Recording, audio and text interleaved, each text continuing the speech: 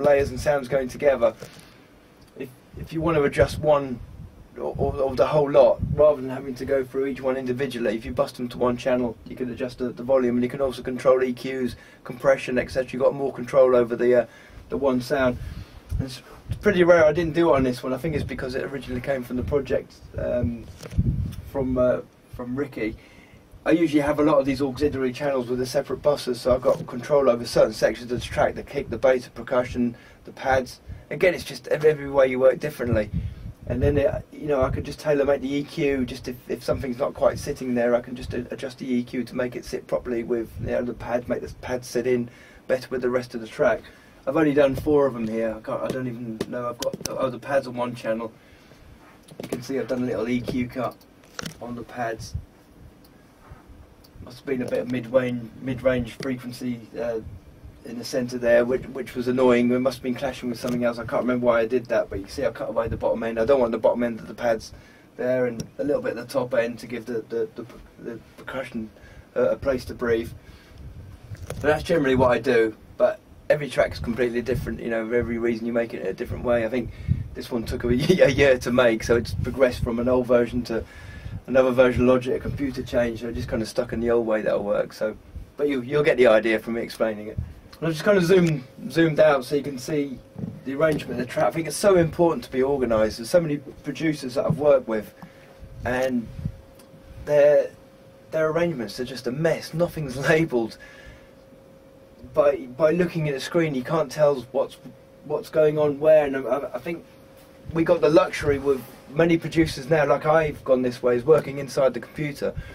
You've got the luxury of adding a new channel. Even if it's just a little zap sound, you can give it his own channel and his own EQ. So you end up here, I'm just looking here, there's 83 channels of audio. I mean, and it's a lot. So by labelling and colouring things instantly, I can tell what's happening, when it's happening, and putting them in its own sections. Like here, there's the percussive sounds. Here we've got the more of the percussion, more like the hi-hats, etc. You can see the kick and the bass, all the leads, the pads, some more details, and all the atmospheres.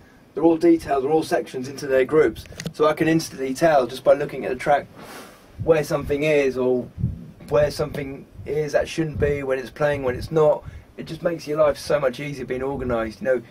Especially now, I haven't opened this project for a couple of months, and instantly I can tell where everything is. We would be on here for hours and hours if it wasn't labelled. I can just instantly, because in the real world, this is what happens. You might work on a project, you get sidetracked by another project, for 3 months, and you have to come back to this one. When you open it up, you're sitting there scratching your head for like a day or 2 days trying to figure out where stuff is or what it is.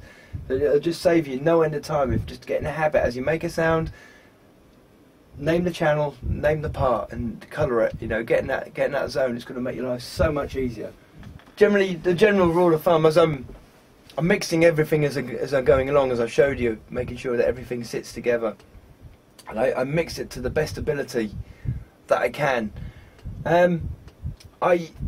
I have done my own final mixdown, my own mastering in the past, but I generally find I'm a writer, I'm a producer that creates music, I write music, and within any industry, you get specialists within a certain industry. Just say like Formula 1 racing team, for example, you've got someone that specialises in making the engine, tuning the engine, you get someone that specialises in the tyres, you get the driver, you get all these different parts which make the machine happen.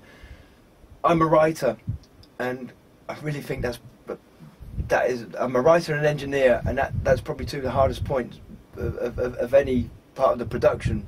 And too many people get sidetracked with the geekiness of having the latest plug-in, of detailing this little hi-hat, etc., and they're forgetting the main thing, that you need to be able to write music. They're completely disassociated with making track. You just listen to them, you see them on forums just chatting about, oh, I've got the latest blah blah, oh, this frequency does that, a new operating system comes out, they've got it, a new version of the software comes out, they've got it. They're forgetting the main thing. You need to be able to write music, and generally most of these people can't. But those geeky people happen to be good mastering people. They sit in a mastering studio day in, day out, mastering tracks. They take finished tracks, and they just do the final tweaks and add a little bit of magical dust at the end.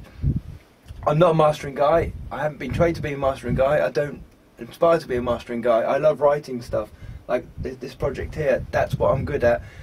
And generally, I'll take the final bounce and take it to a mastering studio and let the guy do the final details, because I'm not confident about doing it. I don't understand it, but these guys do it day in, day out. They're cross-referencing tracks day out. They do that for a living, and it's a reason why they have a separate career doing that, because this is what they do and understand.